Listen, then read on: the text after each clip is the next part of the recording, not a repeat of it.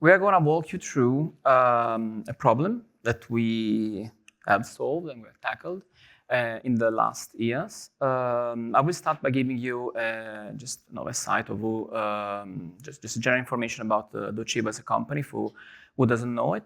And then I'm gonna discuss about the problem, which is basically starting from, it starts from the challenges of data pipelines as they are built in a traditional way. So like relying on transactions and the transactional databases.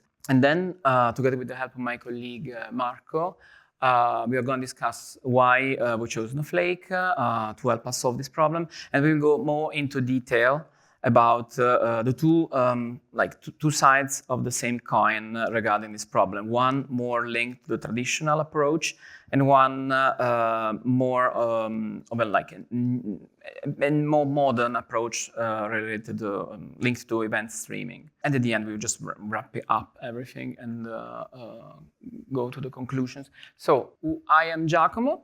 I supervise the data strategy team in Docebo. So everything involving data from where they are created until the moment when they are moved into our analytics architecture and then shared back again with our customers. And Marco is a senior data engineer in the same team. The team itself is made by data architects, engineers, and then analysts, people specialized in visualization, data science. So basically the full stack and pipeline of data. We are a company born in Italy. I tried to make this presentation in Italian, but they told me it was not possible. But we are also very large in the US, with most of the business in the US. We were born 20 years ago, and this has something to do also with the problems that we're discussing about.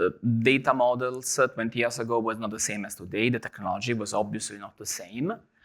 And this means that when you build something used by thousands of customers and by tens of millions of users every month, you're going to create, of course, technical debt. You're going to create structures that you cannot just change from one day to the other because the customers itself rely on them. You share the information maybe many years ago by just giving them access to a replica of the data. Nowadays, with much more refined systems.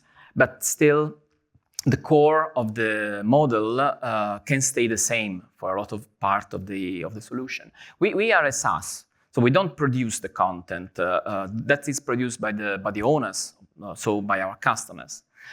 We do provide the platform, and we are one of the leaders in the world. A lot of companies that are also here today, they are our customers, and for some, we're also partners. And the panorama of learning is not just about you follow a course, you complete it, and you think that you have the skills.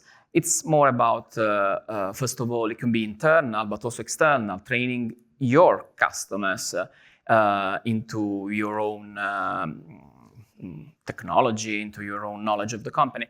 But you can also resell your knowledge to other people. So we have many use cases, and as I said, millions, tens of millions of customers, of users, and which means that we generate an enormous amount of data.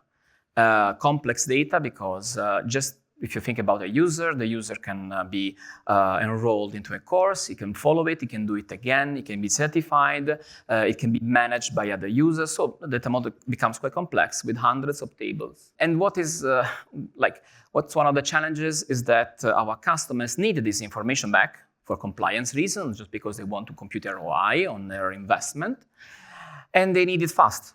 And they need it, of course, certified by quality, and they need it shaped the way they like. So and when you have thousands of customers, of course, you have thousands of needs. And you never have the same needs twice. This has brought us in the years, so we have evolved our data architecture from something that could be managed in quite an easy way to a very complex one, which is totally impossible to manage if you don't plan it well, automate it. Otherwise, you will have your data architects and engineers. In the best case, they leave. In the worst case, they kill the manager. So as I was saying, we had three main challenges. Of course, there are many more, but one of the challenges was, as I said, maintenance of the pipelines because they were becoming more and more complex, more the developers were adding features to the platform. And it's difficult to streamline when you have customers requiring you for new features and you want to roll them out as fast as possible because, of course, everything comes from the business side. And we are trying to make technology fit well into the business needs. You also need data skills. And, well, I wouldn't know much about the US work market. I mean, I do know something, but in Italy, in general in Europe, it's not immediate to find these data skills. I mean, you're not have people knocking at your doors. There are companies competing to get the best data engineers. And so to do this kind of work requires highly specialized skills. And what happens is that even if you find highly specialized skills, you might end up with a data team that is seen by the company as a bottleneck because you are waiting for things to be done, for pipelines to be created, for data to be shared to the customer, and it doesn't happen like overnight. So last but not least, it's difficult from the customer side to look at the time where you deliver the data and you think that 1 hour is much more than 10 minutes, but the customer doesn't know, of course, how much complexity is behind, because sharing, 10 tables, just to say, is not the same as sharing 600 tables. So we want to make this transparent and try to reach as much speed, so as much low latency as possible. Otherwise, for some compliance cases, for example, for banks, it would be already too late to get the insights. So first, this is more general. We wanted to simplify the architecture. We chose a partner, Snowflake, in this case, which solved these challenges that we were discussing about before. First of all, it was much simpler to scale. As we add more customers, with Snowflake, we were able to just forget about how much we had to edit the architecture and to make it fine-tuned, that was the word, in order to solve the needs of all the customers. We would just be able to scale much better than before. It is, of course, possible to work with the high volume of data that we have. And in this case, even more, last but not least, since we are a company working with very sensible data, we could embed security, compliance, conformity of data, integrity, and also governance in a certain way into one single solution, which makes very easy, again, for the manager to deal with this and to sleep better. So now, to go directly to this problem, as I said, we're now going to look today at two aspects of it. So one is the data that is stored into our relational databases, because as a SaaS, of course, it relies on the relational databases to store every information, everything that is happening in a very quick and very fast time.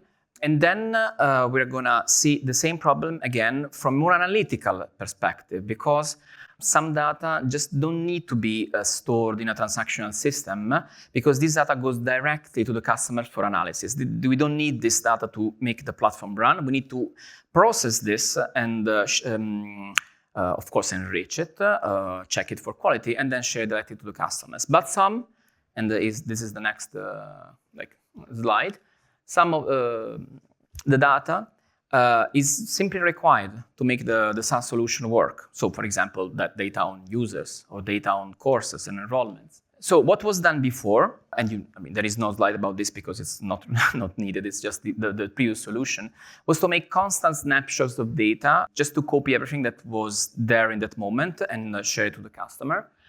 But this created, of course, problem of latency, costs, and a lot of headaches. So what we did instead was to take the data and with change the capture, pipe them directly into Snowflake continuously with the minute latency. And then we could choose for each customer, or depending on also on the cost effectiveness and the benefits, how much was a good latency for us. So what we know is that we can ingest the data continuously. It's basically if not real time, in this case, it's almost real time. But we can choose which latency we need. so that if we have the majority of our customers, exactly as in the Pareto principle, they don't need data updated more than once a day, we can just save money and refresh the data every day. If there is then a chunk of customer that wants it every twice a day or every 4 hours, we can do that up to the customers that need the data refreshed every hour. And the nice silver lining of this is that we do not need to reinvent the wheel. We can just do this by plugging the data into Snowflake and governing it from a high point of view. Now I'm leaving the floor to Marco to explain more into the technical details about this solution, and then I will come back again for the conclusion. Okay. Thank you, Giacomo. Okay, yes. Before deep diving in the current solution, I would like to first talk about the previous solution, just to give you an example of what was the previous one and how we improved our solution.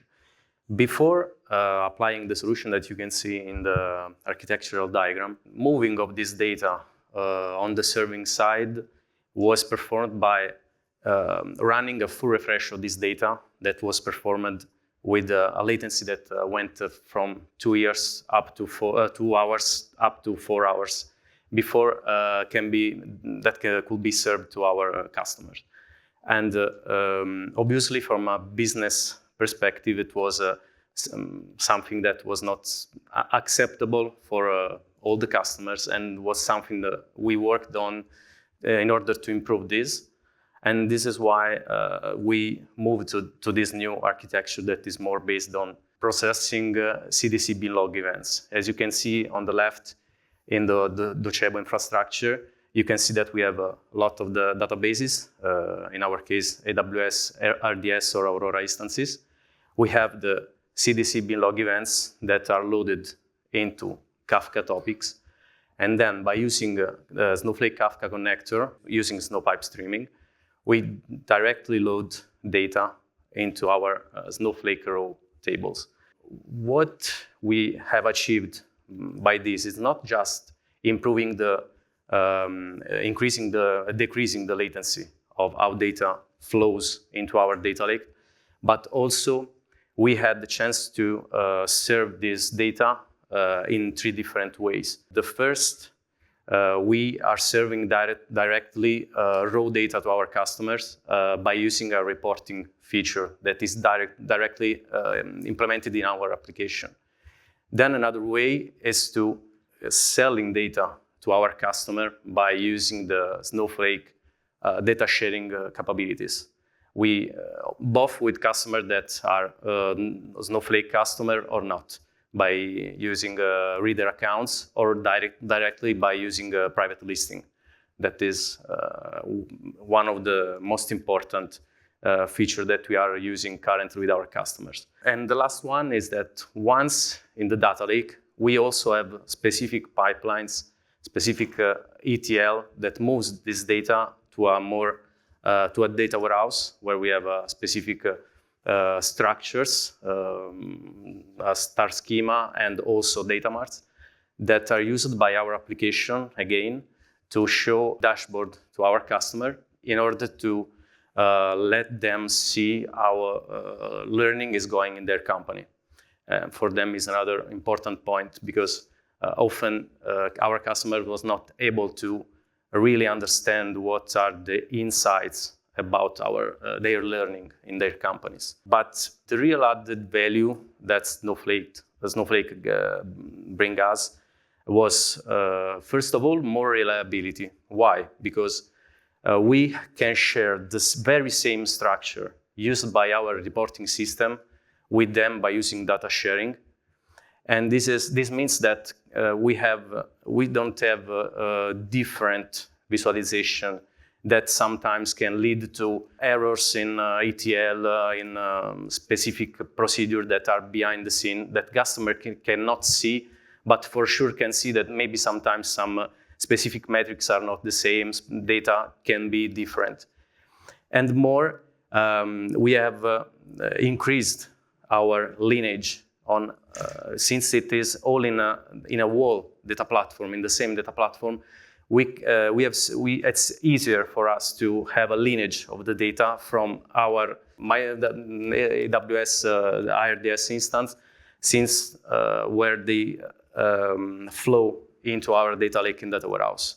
It's for sure it's easier, and last but not least, also it increased our data segregation capabilities, because Snowflake itself offers this kind of capabilities, so it was simpler to apply this kind of data governance capabilities. Going on, instead, we in this slide there is the diagram. Giacomo was talking about two different use cases in managing the data pipelines, because we have, yes, the previous slide has shown the traditional data pipelines, the data structure that we have in our company.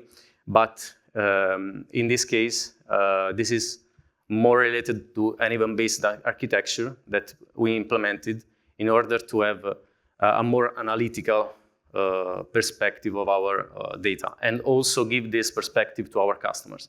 That is the most important part. As you can see on the left, we divided the events into different events. For who is not so expert here in this room, I want to give you an example of front-end and back-end events. Front-end events is when, for example, you use the web interface of our application and, I don't know, push a button or change from one view to another in the system. And these events are called usually front-end events, while the back-end events are events that are collected by our back-end that usually triggers a lot of updates on the transactional tables. While in this case, why events are important? Because they can, with just one event, we can have a lot of information just one time with a very important information that we need in order to analyze a phenomena, for example. I swear that we didn't simplify this diagram, but really our architecture in this case is as simple as you can see in this slide.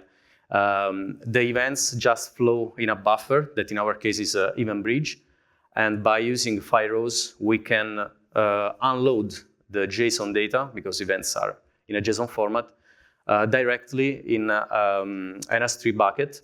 And by using the Snowpipe automatically detect that something has changed and can take this data and save this data directly into the same data lake that we have seen in the previous slide. This is also important because we can put together the information coming from the traditional data pipelines together with the events, so that we can give more value to our customers when putting all this together in our analysis. I want to focus also on another aspect in this slide, and is what pretty the same in the previous one. In these pipelines, I can say that there is almost no code. Overall in this specific solution, we didn't had to had specific skills in Python or other, I don't know, programming languages, because everything is just configuration in this case. We can see data landing in our data lake without any development effort. And this is, I think it's one of the main points that I want to focus on in this slide. Obviously, in parallel, no code means no maintenance, at least on the development side, obviously. So I think that, and it's important because there is less burden on the data engineering team. We are not so big as a data engineering team, so it's still an important point I want to focus on. As you can see, as I told before, I've said before, in the bucket we have JSON files that are still stored in Snowflake as JSON. Because why it's important to focus also on this aspect? Because Snowflake natively supports JSON.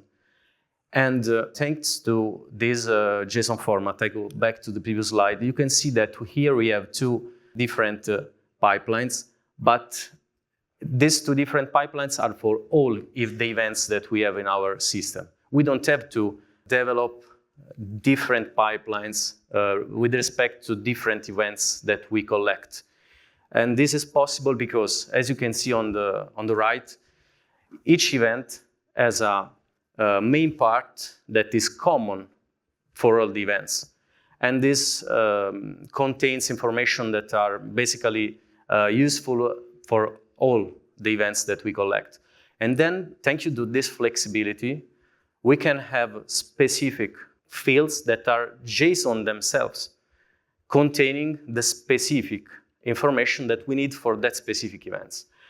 This means that we can collect all the events in raw tables coming from front-end or back-end. It's the same, because then you can post-process these events.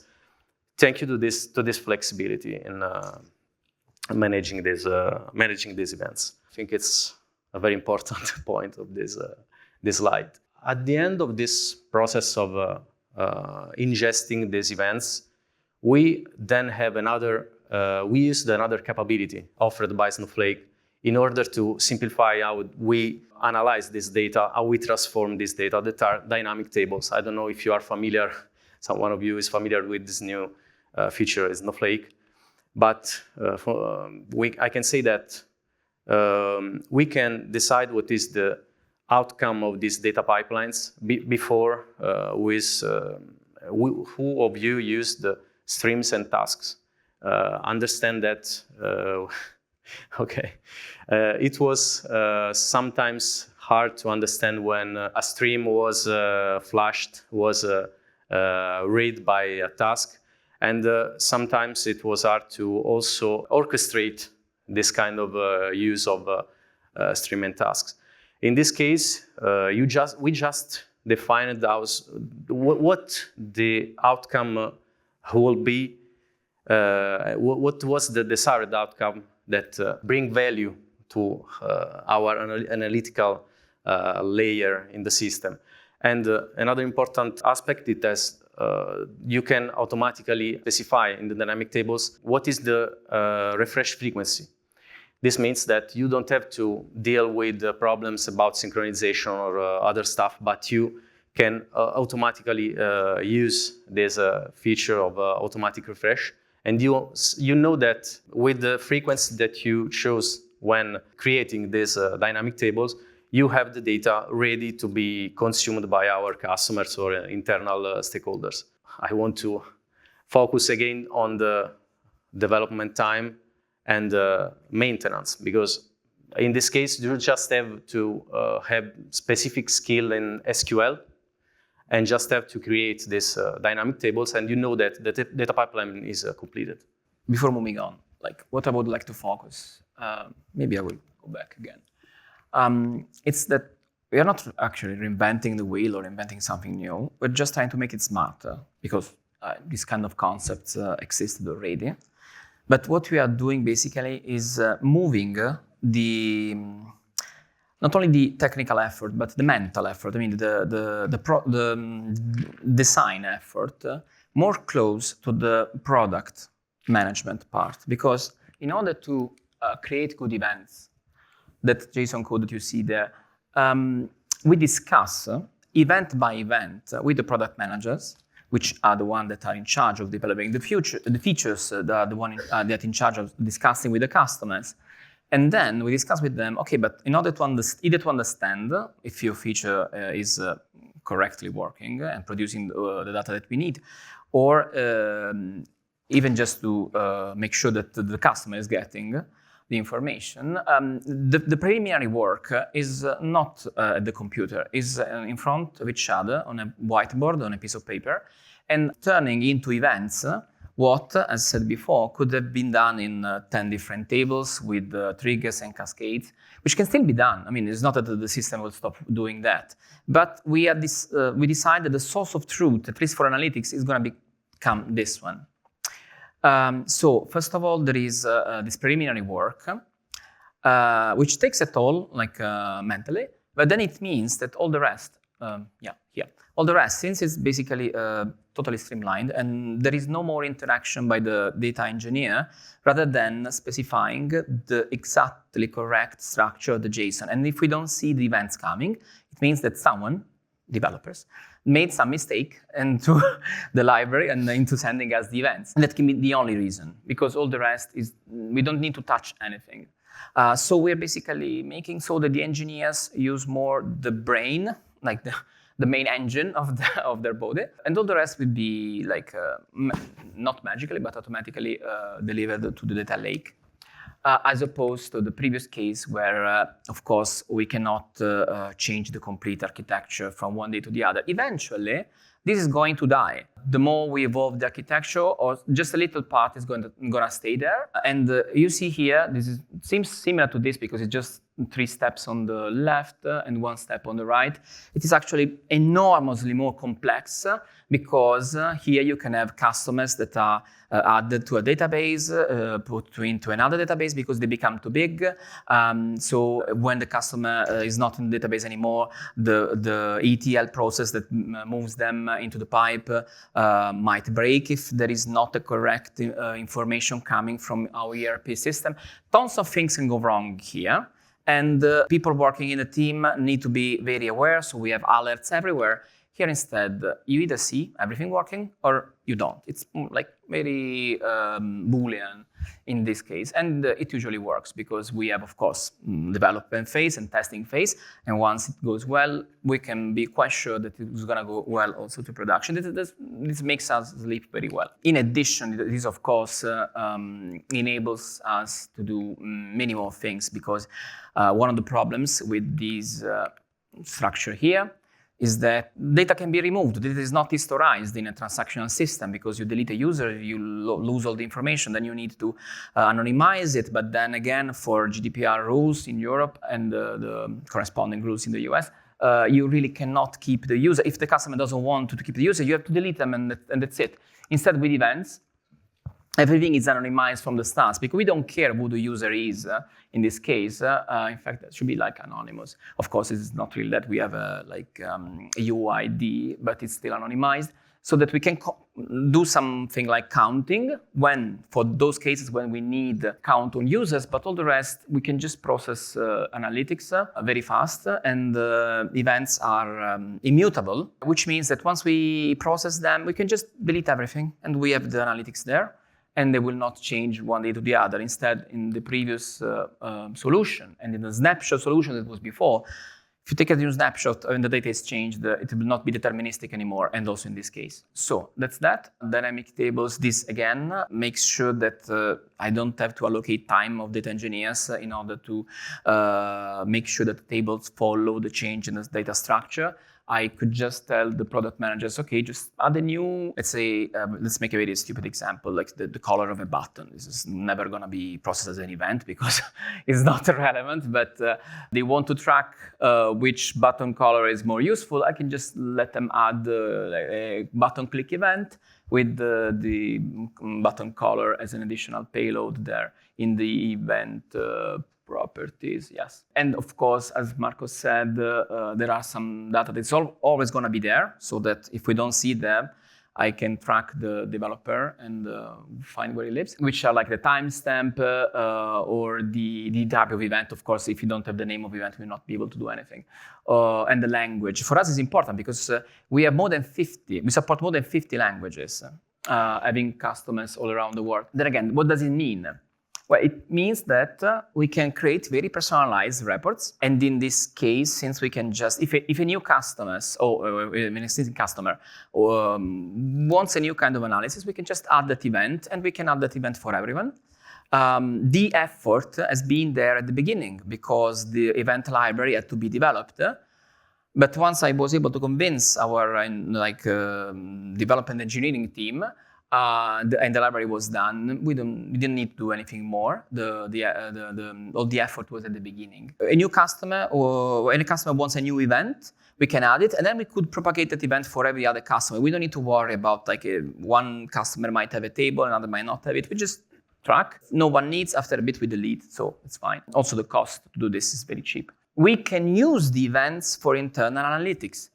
of course anonymized, it goes without saying, but I could like go to a specific team and ask them to do A/B tests on some relevant features, and I will just receive the events split between the A and B, and as soon as they come, I can immediately see the result.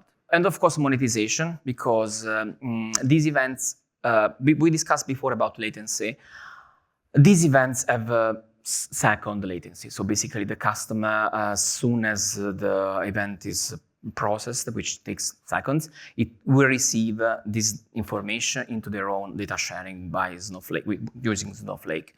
So it will be actually faster than they are able to process it. So, but it shows like a different level of technical capabilities. Just to wrap up and conclude, as we said before, we were able to simplify our real-time or almost real-time, in some case, data integration by adopting Snowflake's one, let's say, solution to almost for all. With the Snowpipe streaming and the dynamic tables, we were able to reduce complexity a lot and free up time from the data strategy team. And in the end, we were able to show to the customers like the added value of our work by giving them analytics that even they cannot provide so fast, and also to show value to our internal customers. Now I have basically all my product managers fighting against each other because they want to implement the event as soon as possible and get the results. The key takeaway here is that could be very simple, but very good planning at the beginning, thinking of the data, how they could be used through the whole pipeline, not just how they can be used to support the SaaS solution, makes the whole difference, and can save you tons of money, tons of human work, and make you sleep much better. Thank you. Thanks a lot for time.